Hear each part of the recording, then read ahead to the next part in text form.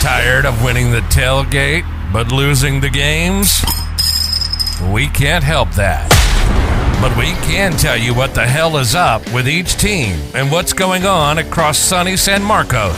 Texas State fans, get on your feet. You're listening to Squarin' Around with Jakob Rodriguez and Andrew Zimmel.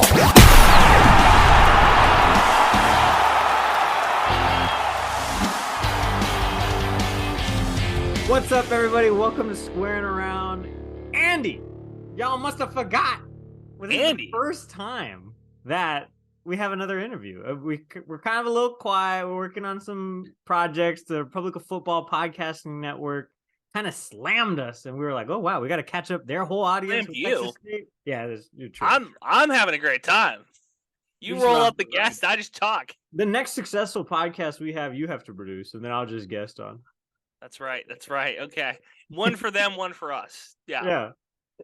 No, but it's been fun, and we've been having a lot of fun doing it. But we're going to get back on our grind, talking to people you want to hear from the most. And this week, we have Don Coryell, Texas State Athletics Director. You were talking to me off air about how crazy it is that we're even doing this. Because December 8th, 2022 to now, if I told you two randos were going to start a podcast, you'd be like, what? First off, two randos is... Not really randos. Yeah, I was going to say, two randos is kind of underselling me. Credentialed media, yeah. But also, no, Dom was great. I was really happy to talk to him, man. And like, you know, we'll talk at the end of the podcast about the differences. But I was just really impressed by having him on the podcast and him saying yes. You know, his honesty too, to be honest, was pretty. I didn't think he was gonna just get up there and lie to us, but I definitely was like, well, he's gonna be a little guarded, you know. Not a lot of coach talk. So here's the, you know, do you want to lay it up or do you want me to? Here's Don. Hey, what's up, everybody? Welcome to Squarin' Around. This is Square Talks, where we talk to everybody at Texas State Athletics to, you know, talk about what the program or all the programs are doing, what the department's doing as a whole. This week, we have a person who needs no introduction at Texas State. You know him, you love him, Don Coryell, our athletics director.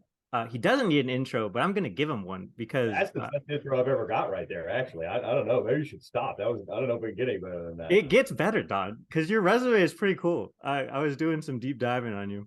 19 years with Texas State. In September, it'll mark 2 years with the program, or at the helm of the athletics department, I should say. A baller in your own right. You jumped in the portal, came out the other side at Lamar. So that's kind of cool. You're a pioneer in that sense. 1998 MVP of the Lamar team. You played overseas in Ireland before becoming the assistant AD at Lamar. And the first thing that you wanted to do when you took over the job at Texas State was set championships as the standard. Yep. Yeah, great. How's that work so far? Thanks. You know, it's been good. We won the Commissioner's Cup last year, which was good. Mm-hmm. We competed really well in a lot of sports. We didn't quite get there this fall with volleyball and soccer, but I thought we did really well. Obviously women's basketball won a championship, which has been a long time. So that was great to see. The sports that are finished, men's basketball, right? They had a little bit of a rough run with a lot of injuries, but I was really proud of the way they finished the season. So yeah, man, I feel like we've done a good job of implementing this culture. I think the expectations are clear as to what we're trying to do. We continue to work on the sport to make sure we're offering everything that those coaches need and student athletes need to win these championships. So that's my role, right? I'll start, I guess, for like the questions for you, Don, man, because like I remember you might not remember this, but when you were the assistant AD, you could help my guys out. Do you remember that? You gave them food vouchers when we were in Louisiana. Oh, okay. All right. I don't remember it, but so I'll tell this story because this is when, because, for the longest time, it's just, we're students, the athletic administration. So you don't have like the closest relationship and, but we were in Louisiana for the Sunbelt Championship games, the tournament for men's and women's basketball. I was there covering it. And you didn't have to do this, but out of the kindness of your heart, you made sure my friends didn't starve at this thing. You gave them like the meal voucher or whatever wristband. And like I was telling Jacob when we were off air, it's just like, if a person does something nice for me or my friends, like one time, they have like a friend for life. And you did that and you didn't have to. And it was like such a nice thing. So when you became the AD, I was like, oh, you know what? I'm in. I feel pretty good about this. I was going to ask you like if you remembered that story at all. Yeah, once you start to say it, yes, there was a group of guys, right, that traveled to watch us. I think you guys were sitting on like the front row almost. I feel like behind one of the baskets. And yeah, so I mean, yes, if we've got students that are making their way to New Orleans and it would have been spring break, and I've got a way to help you guys with some food or something like that, absolutely, man. That's the least I can do because I know how difficult it is, particularly when you're in college, right? Trying to round everything up, pay for everything, get to New Orleans to support the Bobcats. Yes, man. I do remember it now that you started to tell the story. I didn't know it was you, but I do remember it. If it was me, it would have changed, right? No, not at all. We stayed in a hostel, and it was like, honestly, it was one of those things that like those guys will never forget. It's something I'm not going to forget for a while. So, thank you for that. It was what, 7 years later, 4 years later, whatever. So thanks for that. Look, man, what's been the biggest difference? What change can you see? Because you talk to the coaches, you talk to the athletes, and everybody tells me that there's like a little bit of just a more energy, more like a vibe. What's the difference? Yeah, I mean, there's a really good vibe here. I feel like, in my opinion, I feel like our staff's been great. Just with the entire transition, our senior staff all the way down to new administrators. I think coaches have been really receptive to everything. So I don't feel like we've had like a disconnect with like what our goals are, right? We do these full staff meetings, these head coaches meetings. I'm bringing the commissioner's cup in there and talking about, hey, we won this last year. Let's get these points going. You know what I mean? We're all just on the same page, I believe, with what we're trying to do. And I do think you have to be like really cohesive if you're going to try to do great things. You operate in cylinders and silos. Things just don't get done as well. We have those conversations all the time, so we've got to be real receptive to what. And I said this, off air when we talk, about what our student athletes really need to win here, what our coaches really need to win here. And to do that, you got to have great communication, and you got to be able to implement what those are. And so for me, I think it's just been, in general, I think people are just really excited about what we're trying to do. And then, I got to mention, Kelly and Beth Dampus, right? Coming on board and the excitement that they've brought, and the support that they've also given over the past, I think, 9 months or so, has been really nice. And, obviously they're both, very in tune with what we're doing in athletics and very supportive with what we're doing. And so having that alignment has been really important as well. And it's been great to see from Kelly.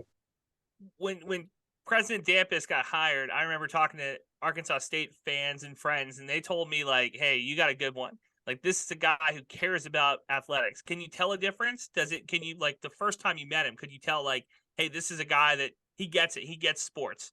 Yeah, absolutely. I mean, Kelly's got so much energy. I was fortunate. I actually had an opportunity to sit with him at a dinner at a Sunbelt conference banquet the year before he was hired. And I sat right next to him, and he and I had a really good conversation, and just seemed like a great guy, right? And really easy to talk to, and we talked a lot of sports, which was great as well. But since he's been on campus, he's just been extremely supportive. He's everywhere, which is really fun to see. I laughed. I've got a friend at Arkansas State, and I called him and said, hey, man, what do you think about our new hire? And he said, well, we have a running joke here that we think he has a twin somewhere because of all the stuff that he's at.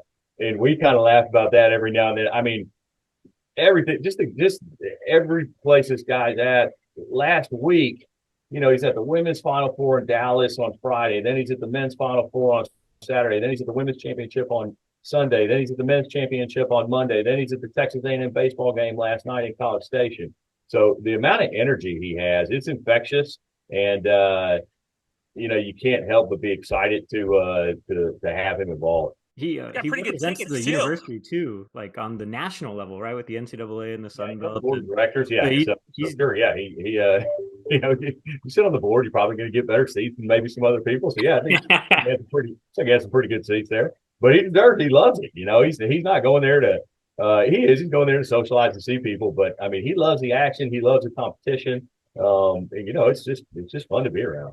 he's part of that always be recruiting crew too. He had a post on Twitter talking about how he was trying to recruit San Diego State kids to Texas State. State students, he is, and he's always connecting with people. He saw our student athletes at the games, and he visits with them. He's everywhere. He's infectious, and he's been great for us. Don, I'm gonna shoot you straight here, man, because you were the assistant AD under a different president, a different athletic director, and we're talking like the energy, we're talking about the vibes.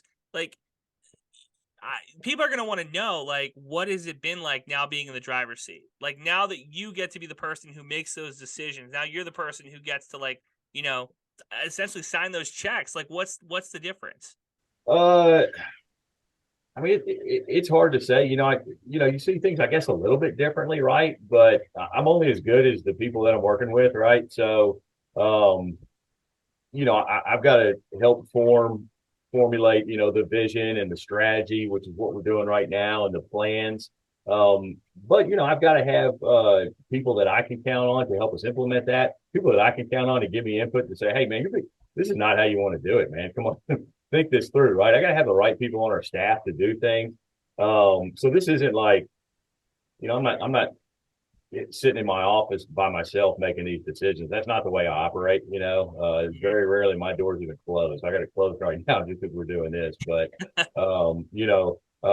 I understand that it takes a lot of people for us to be successful. It takes a lot of people not even in athletics, having great relationships with people like on our president's cabinet, Kelly, our provost, student affairs, who helped us out with a ton of stuff.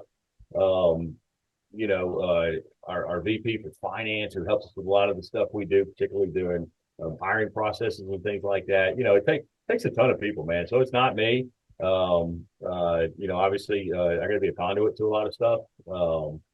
But it's about everybody else, and I'm fortunate to be able to sit where I'm at and try to do as best as I can for our student athletes and for our fans. Well, let's talk about the fans a little bit, because there's a group of fans, I'd say a lot of Bobcat fans, that they're trying to get their trust back. They're trying to get back into Texas State athletics because for whatever reason they feel like they kind of got iced out. You know what I mean? Like, I think that they have a fair point. Do you? Oh yeah, I get that. There's a lot of expectations here, right? I mean, I'm like everybody else, man. I see what the university has, and I see, to an extent, the problems we've had winning football games, right? So I get that. That's going to turn people off. There's no way to hide from that. It's our job to try and re-engage these people. Some of it's chicken and egg, right? You're always battling, like, guys, come out and check us out. Come watch us, because I know we're going to have 100 recruits on the sidelines. So we want to see what kind of atmosphere they're going to be playing in front of. But then if we don't play well early, we don't see those fans at the end of the season, where you still continue to have recruits in. But I get it, man. I understand that there's some people who are like, hey, they haven't been able to win football games. But we've done really well everywhere else. And we have improved, with a lot of the things that we're doing within the football program. So I feel like the foundation's there. I feel like things are in place, but I understand it. And there's certain things that we've got to do to re-engage. I think we did something like that with a hire we recently announced in our football staff with David Bailiff. And some of that was driven specifically by, hey, man, this guy can reach some people that we haven't heard from in 20 years, So, we're aware of it. I'll just say that. I think football is a big part of it. I think that there's a lot more, not more, but like there's more to it than just football, because there's dudes who love Texas State. They follow the football program, win, lose, or draw. We'll cry together, we'll cheer together. But we also kind of felt like got left out a little bit under like the last administration. They just felt like, they aren't reaching out to us. We're here, we're trying to be part of the fan base, and we're getting iced out. And I can tell you right now that President Dampus and you feel like there's more of a connection. It feels like you are kind of opening that bridge a little bit more. Do you see that too? I mean, I can really only talk about like what I do, right? Gotcha. What I mean? Okay. That's just kind of how that's me. That's how I am. That's how I've always been. I've always been a guy who picks teams, right? The guy who's trying to get people involved, the guy who's trying to put stuff together. That's just always kind of been my personality. Even when I was playing sports, I would call that a leader. yeah, so I mean that's just kind of how I am. And I think Kelly's the same way. Uh, and he's I don't even know if I want to say he's very intentional. That's just the way he is, you know. He is a guy who wants to be around people. He wants to interact with people. He wants to hear about people's experiences. I feel like I've kind of always been the same way. So we're very similar in that regard, in my opinion. But for me, I feel like I've been this way for a long time. I don't care if you're, I don't care anything about you. If you've taken the time to come to an athletics event, then it's my obligation to make sure that I thank you, regardless of who you are, what you've done. Whether you're a student, whether you're a donor, whether you're a fan.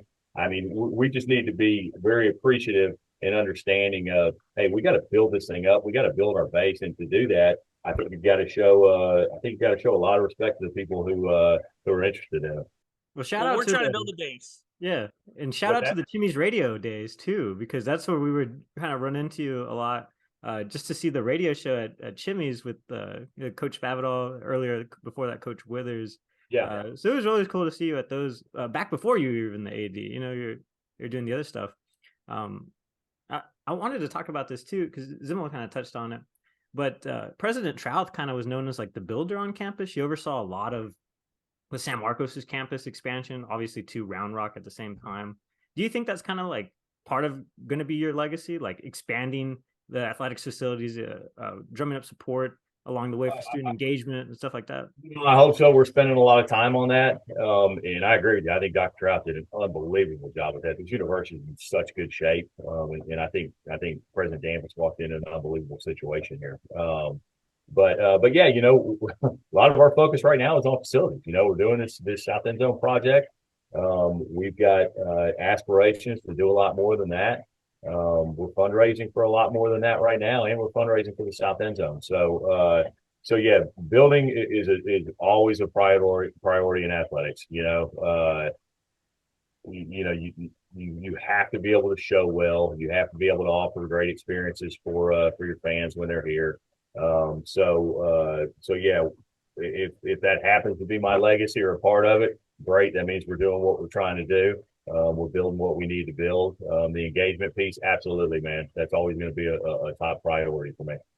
Give us the update. Give us a square around update here on the South End Zone complex. South End Zone is going well. Our plan is to break ground. I'd say June-ish. We've got a little bit of ways to go on our fundraising to do everything, right? Ideally, we don't have to do this in phases. There's still a chance we might have to, but I feel really good with where we're at right now. We're close to the finish line. We still need to raise some additional dollars. We're going to keep doing that really over the next month and a half. But our timeline is getting short, right? As to how much time we have to get this money in. But we're gonna get this thing started. The weight room is really our top priority in this. It's about 8,000 square feet. It's like twice the size of what we currently have. The athletic training room facilities and the hydrotherapy stuff is a close second to the weight room in terms of needs. And then we've got team and position meeting space, which I'd say is third. And then you got some other elements that I really want to try to do, third floor hospitality suite, connecting the concourses. We've got kitchen in the Warren room that's going to help us out. So there's some other really cool stuff in this project. Hopefully we can get everything done. We're getting close. We've had a lot of good support.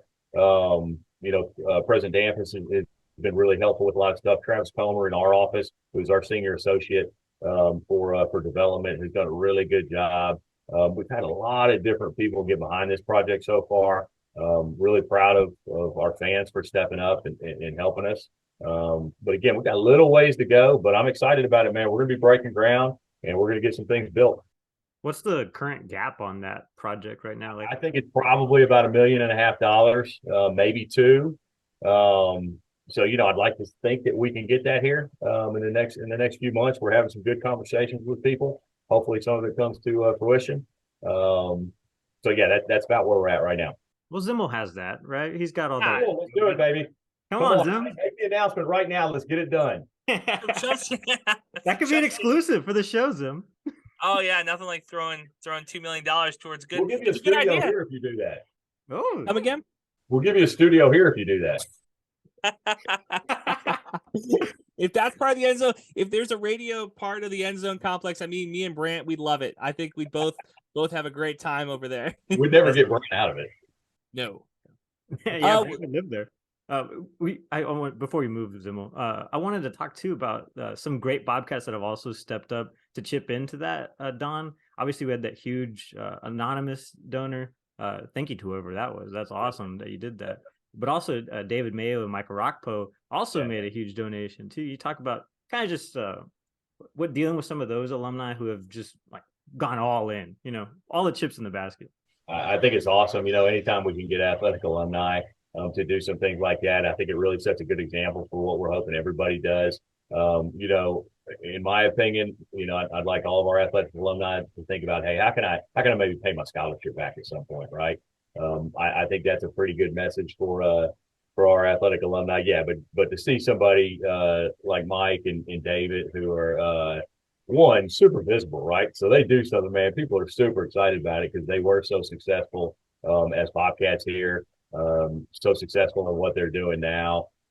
Really cool, man. It was nice. I didn't get to see Mike a couple weeks ago, but David was here for a deal we did with some of our football alumni to introduce them to our football staff. We took them up into the club level and did some different stuff with them before a Saturday morning practice. You know, Mike and I chatted a little bit after his gift. You know, just thanking him for his support. We saw Mike in Dallas, I don't know, probably about 9 months ago, was something that we did with President Danvers. But both of those guys have been outstanding, man. And you know, we've had other athletic alumni do the exact same thing, right? I love our athletic alumni. I've always been really involved with what they do, and that's another really important piece to me to make sure that we're taking care of our athletic alumni, and in turn, they're going to take care of their alma mater. Another piece of that, I guess, too, was the Jeff Foster stuff for basketball. I got to go down there too for San Marcos. It was a cool scene just to see that whole like 1998 team or 1997 crew come back and just experience San Marcos again. Unbelievable. And Jeff's so kind of gracious and kind of always wants to take the back seat. Like, it was really important for Jeff that event was about his teammates and the championship that they won. He didn't want it to be about him. Even to the point of, and he'll kill me for saying some of this, but like, we put together like posters for the events with like different pictures, collages of all the guys that played. And several times he was like, too many pictures of me, take it out. Put this guy in. And then I'd send it back and he'd say, still a few too many. Let's get this guy in there. And so, you know, he for him, it was really important to get his teammates back as part of that. But yeah, another great example. And Jeff's just been unbelievable as well for what we do. I'm still mad at him because we played against each other and he beat me here when I was at Lamar. You know, he took me down here in Strand, and he lets me hear about it most of the time when we see each other. But outside of that, he's a great guy. What's that like being a former athlete now in like the AD chair? Because I mean, that must be a pretty cool experience. You know, I just think, like, personally, it helps me in some things, right? Kind of, in my opinion, maybe just an understanding that maybe somebody who didn't have that experience doesn't get, right? Like, you know, what your legs feel like after you get off a 8-hour bus ride and you got to play the next day, or maybe on the opposite side, what does it feel like, you know, instead if you take a 2-hour flight, you know, what are the differences? You know, one of the things, you know, I recall, and our student athletes talk about this a lot, is one, your time management, how efficient you are, but also how important like recovery, sleep, rest, and all those things are. Not sure a lot of people understand how tiring the experience can be because of all the requirements you have, and then how much you're taxing yourself physically, how those things add up. And so I like to think that I'm aware of that because I've experienced myself. And you know, I understand as well just kind of how small the difference is between middle of the pack sometimes and being a champion. And it's all about preparation and time management in doing the right things. You know, I try to talk to our student athletes about, you have such a small window to be great. Try to get rid of some of the distractions. Try to put things aside that maybe aren't a priority, and get back with them 4 years from now. because it truly is. You really have to dedicate so much to be great. A lot of people can be good, and a lot of people can be better than average. But when it comes to athletics, I think you really got to put the time in if you're going to be great, and you got to go above and beyond. A lot of the times, even what your coaches are asking you to do. I'm pumped up now. I feel pretty good. All right. All right. Good speech. Ready for that $1 million donation, Zimmel? Yeah, he's juiced me for the donation. You mentioned something, and Jacob, I want you to clip this, and we can play it when we have other Bobcat athletes on here about paying back the scholarship, because I think we'll play that for him, and then maybe we can get some more donations. I like that. All right, awesome. Of course, we got to talk football, man. Tell me about the excitement. Tell me what's going on down there. We haven't gotten eyes on spring practice yet. You probably have seen these guys. Are we going 12-0?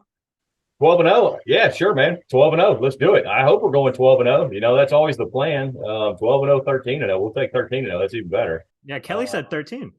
Yeah. I like what we're seeing so far. I really do. I think I think Coach Kenny did an outstanding job kind of getting here, and just taking off, right? There almost wasn't a transition to an extent, and a lot of that had to do with him being a sitting head coach, right? He had the connections in place already in the state of Texas. He had a plan. As you've seen, he had some kids who wanted to come with him as well. But I think he's been outstanding so far. I really do. It's been great to see him connect with the high school coaches. It's been great to see him connect with the Texas High School Association. I like his demeanor with our players. I like his approach with our players. I like the energy that we've had at practice over the past few weeks.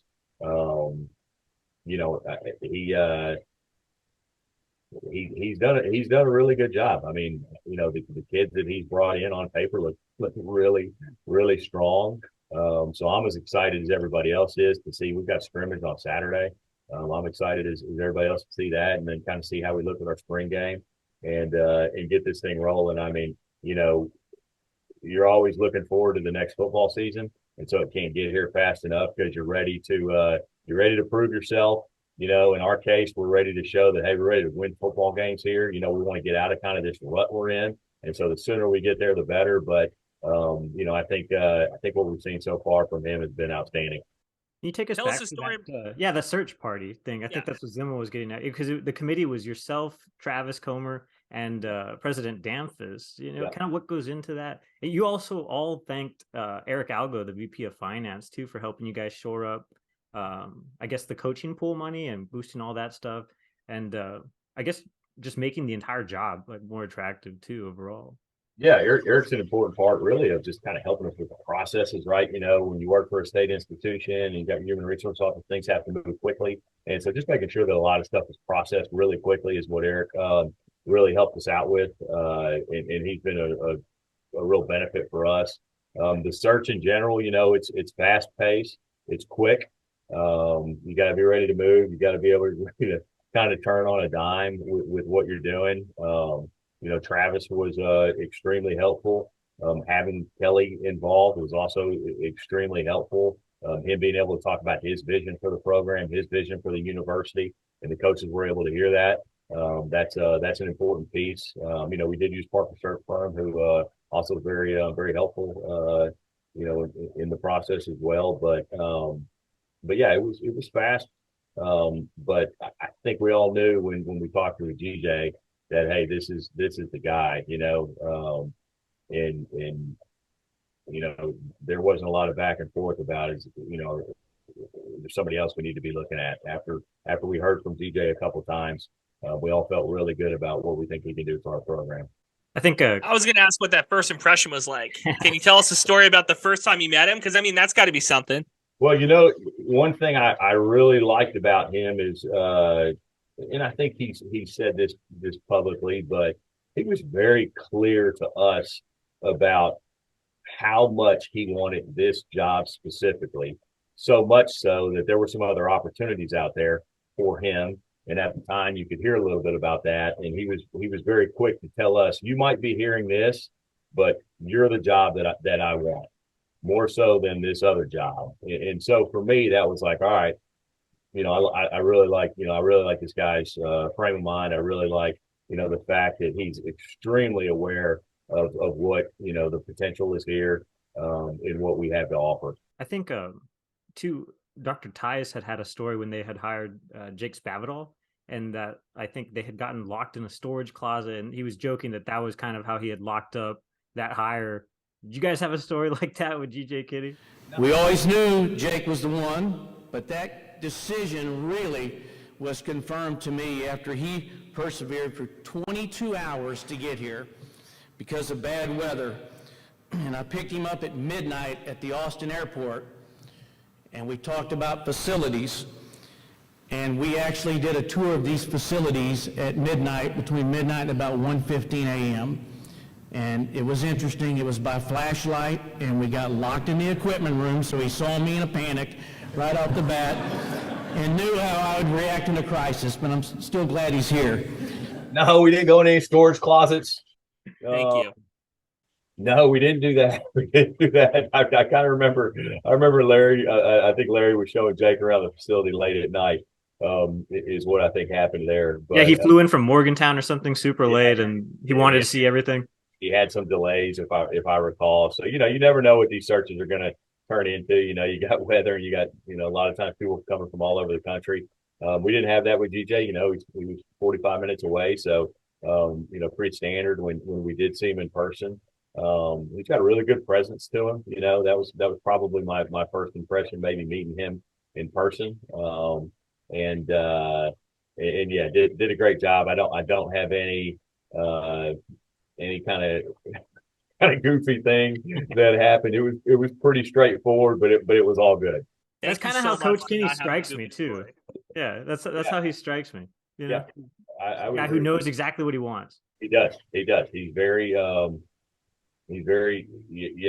I don't know if I can say better than that. He knows exactly what he wants. He's very determined, and he's very kind of matter of fact, right? You know what I mean? He kind of knows what he needs to have in place to win, and kind of gets right down to the point. That's kind of how I see you too, Don, in a lot of ways. I see you as a guy who has like a very clear like agenda for the department as a whole. I know a lot of people, right, with the end zone complex are like, well, we need an indoor practice facility. We need all these, X, Y, and Z. The Sun Belt announced sand volleyball. What are we going to do? All these things going on. Those are all conversations we've had, and I mean, we truthfully we have. I mean, but to your point right now, our eye is on the prize right now. That's the south end zone. We're doing some other things. We've had some discussions about an indoor facility.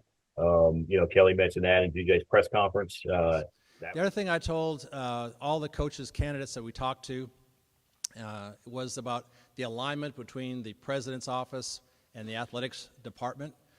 There's a strong correlation between what I'm thinking and what Don's thinking, and I'm really grateful to have his leadership in our athletics department. Having alignment between athletics and the central administration is very important for a head football coach. The other thing I talked to them about was our interest in investing more heavily in the football program, athletics in general, but football in particular. We already have a project in mind for expanding our weight room facilities. We have a long-term plan for building an indoor facility, but we actually been in conversations in the past week of accelerating that timeline, having an indoor facility come online a lot quicker. That will be, the next project that we work on with football. We're looking at some baseball, softball renovations right now that we've started some fundraising for. But in regards to the football projects, you're right. Right now, we're like, we're locked in with zero. We're locked in on these next, 2 months to try to make sure we can get this whole thing done. Yeah, well, people on Twitter were talking about too, like, oh, well, where can we watch the spring game? Like they wanted all these things, and I was like, well, cameras cost a lot of money. I'm a TV guy. I can tell you how much cameras cost. That's crazy. Yeah, and we'll work to continue to get better in that. But we've got we've got some limitations, to an extent on what we can do based on one control room and things like that. But I think our crew does a great job. Talking about ESPN Plus, the production that we put on, the work that we do. A lot of it is student run, which is great. But we also have some people in our department who put an awful lot of time into that. Brian Miller, who's our senior associate AD for external right now, is actually kind of filling in as like our producer and our director. And he has not missed a spring athletic event with the exception of, I think he's only 2 the other day. So you're talking about a guy who's sitting in a control room. I mean, you guys know Andrew, right? I mean, you know how many events we host, and he's in there getting this thing done. So we got a lot of people who work really hard. So, I do want to kind of recognize that I really appreciate the effort that they put out. And yeah, so we don't plan to broadcast the spring game right now. There'll be plenty of video content out there afterwards. We do have a radio call for it. So that'd be great. You can listen to that. And then kind of more importantly, hey man, you got several weeks to plan for it, right? Try to get here because, for us, a spring football game, you want to make it really good. Let's put people on the stand. 100%. Yeah. Yeah. I don't know if I can get a plane ticket down there, but not a bad idea. You're the exception. Well, he won our fantasy league this year, so I know he has money in his pockets. Yeah, nothing like buying a plane ticket to go to a spring game. Who am I to not go? You know what I mean? What we do need to talk about is getting me merch because the third rail of this podcast is people giving me crap on Twitter about not having enough Texas State stuff. How can we fix that, Don? Get you stuff or get stuff in general? You stuff. Me stuff in particular. I saw the Yankees hat you had on. You didn't want people to give you a bunch of crap about it, so you took it off. We can tell you have hat head right now. Yeah. I barely have hair, period. Hey, so I'll tell you what, Andrew, I'm going to get you're going to get a Bobcat hat. I can assure you. There we go. That's what we have. I'll superimpose a Yankees hat on him too. That's what we have. The magic of editing. I'm tired of the people on Twitter telling me I'm not a big enough Bobcat fan. Hey, Never man. ends. Hey, you're doing this in your studio in North Dakota. I'd say you got the one up on a lot of Bobcat fans right now. They're not giving you enough credit. I've been saying look at that. Day one. This is great. Clip this, Jacob. Put that on Twitter. Put it out there. You're just padding your resumes, them. Yeah. I think those are all the Give us questions a I had. teaser. What's one thing that I can be excited about to get me through this weather I have right now? What's one Texas State thing that I can be excited about right now? Outside of everything else you just gave me excitement about. Everything else I just would like. What, am I sitting on like exciting information? Probably. We got some. We've talked a lot about football. We got some football scheduling stuff coming out that I think is pretty cool for the Bobcats. So we're gonna make an announcement about something we got going on next season. Kind of out there a little bit already. I think with some open records requests. I think maybe good people have done on some contracts, but we haven't put it out there yet. Is it that's the Liberty game replacing the Liberty game or? Well, I can't say that ruins the excitement. Okay, sorry. That's probably it. But I mean, we got a ton of stuff going on. This is recruiting time for us for a lot of sports, and you're going to see a lot of announcements here soon about people that we're recruiting. Obviously, we still got some sports that are playing right now. Baseball, softball, track and field, the golf, tennis. Lots of things going on. I hope I didn't forget anybody there. Lots of things going on. So those are all exciting to see how these teams are going to finish down the stretch. And 2027 is already shaping up to be a big year. You got to hire a couple head coaches, I think 3, and then you extended a bunch of coaches through 2027. Oh, I wondered what you were talking about with 2027. I'm looking at our football schedule going, who do we have in 2027? Yeah, so, that's it's just another piece of what we're trying to do here, which is retain good people, right? You have coaches who are successful. People are going to come for them, right? That's the business we're in. So we got to make it a priority, man. We've got to keep our good coaches here so we can continue to get better. Awesome. Zim, you good? I'm good. Thanks, man. Okay. All right, man. Appreciate it, guys. Drew, I'll get your address if I don't already have it, but I'll shoot you an email. I think you're on the calendar invite here, but we'll get you a hat, man. We'll get you something to rep. Perfect. Right, Jake, appreciate your time, man. Yeah, thank you, Thanks, Don. guys. I appreciate it. Zimmer, what'd you think, buddy? I was really impressed by this. Now, Don did a good job of not throwing anybody under the bus. He had we gave him plenty of opportunities. I tried to set him up a couple times with like, hey, what do you think about this guy? Hey, what do you think about this guy? And like, he didn't take the bait for any of those. I think that he is a genuine guy. I think it's one of those, what you see is what you get. For the longest time, Texas State fans, and I am one of you guys, we are all on the same page here. You know what I mean? I wrote the Fire Tice article. You guys told me to write the Fire Tice article.